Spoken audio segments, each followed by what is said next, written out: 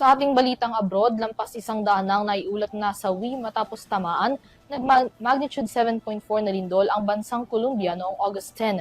Ayon sa United States Geological Survey, tinamaan rin ng Venezuela na kalapit ng Colombia ilang linggo lang matapos manalasa ang twin earthquakes. Narito ang balita ni Son Santiago. Isang malakas na magnitude 7.4 na lindol ang tumama sa Colombia nitong Lunes, August 10. Ayon sa United States Geological Survey, natagpuan ang epicenter ng lindol malapit sa San Jose del Palmar na matatagpuan sa kanluran ng kapital ng Colombia na Bogota. Mayroon itong lalim na hanggang 110 kilometers at pangunahing sanhi raw nito ay dahil sa isang strike-slip fault. Batay sa paunang datos ng Colombian Association of Capital Cities, hindi bababa sa 132 katao ang nasawi habang 570 naman ang nasugatan.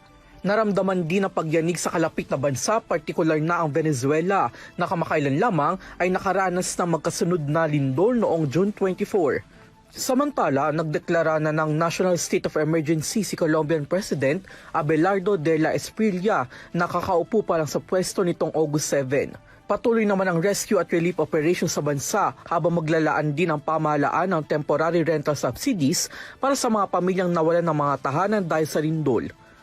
Nagbigay naman ng $15.5 million sa emergency aid ang Amerika sa Colombia base sa US Department of State.